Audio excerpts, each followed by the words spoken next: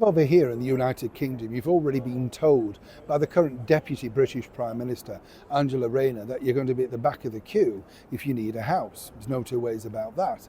And it's absolutely terrifying when you think, because clearly we have a situation over here where Angela can't decide whether in fact there's lots of housing or not lots of housing. You understand? She was on an interview with Sky News and basically said there's no housing shortage. Then there was. So clearly this woman shouldn't be in charge of anything. But what's more terrifying is this, because right now over here in the United Kingdom, if you are renting a property, quite frankly, you're in a very dangerous ground. As ever, let me explain. Morning, good to see you, chums. Thank you so much as ever for taking the time out to join me today.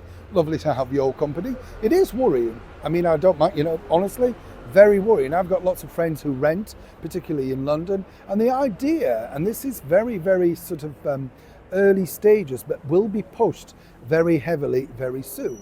As we know, when this current government took over last July, they very quickly decided that they were going to abandon the Rwanda project, the only deterrent to deter people coming over here into the United Kingdom illegally.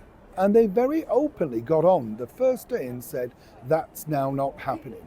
Yvette Cooper, amazingly still the current British Home Secretary, delighted in telling us that. Now remember, the sort of people that are involved in this are Sir Keir Starmer, Angela Rayner, Rachel Reeves, Yvette Cooper. Many have grace and favour houses.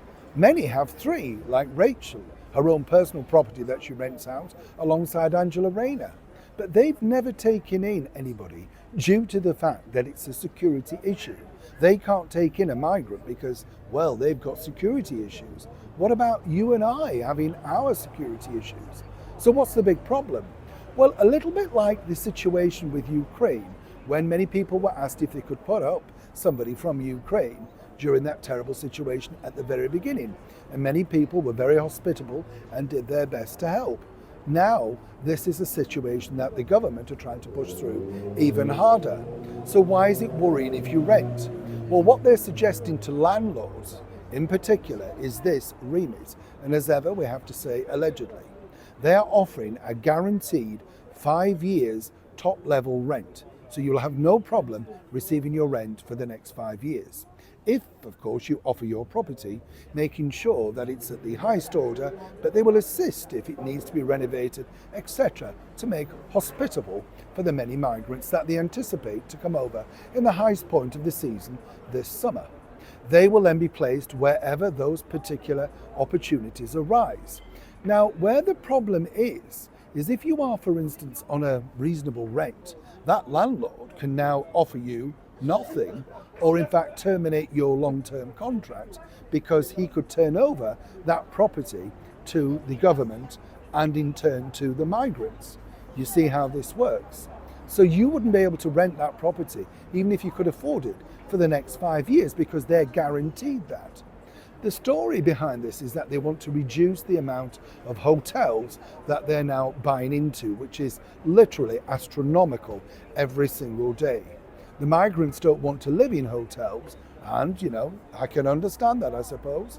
But the other side of it is, it means they're going to be living in your neighbourhood, unvetted, unchecked, many with criminal backgrounds. Many, we have no idea where they're from, or indeed whatever they've done. But according to the government, this is their plan. They're going to be putting the migrants first to make sure that they have somewhere to live. So what about you and I if we were renting? Well, truly, there's no backup, there's no story behind that. Apparently, we will be given assistance. But as you can understand, if you are a landlord owning a huge property portfolio, and a little bit like the famous hotel company that have now become millionaires, billionaires, all thanks to the endless rooms the government have shelled out for many years, well, you literally won't have a leg to stand on. Quite frankly, if people believe that none of these situations will be in areas like, say, Kensington, Knightsbridge or Notting Hill, trust me, there is plenty of accommodation like that the government has its eye on in order to make sure they place the migrants in the areas that they feel most comfortable and they believe will integrate. Either way, this is terrible news for anybody who's currently renting over here in the United Kingdom. Something truly to think about as we head towards the local elections in a matter of days. As for Keir, Angela and Rachel, as I said, including the Mayor of London, they can't take anybody in. It's a security issue. Your security simply doesn't matter.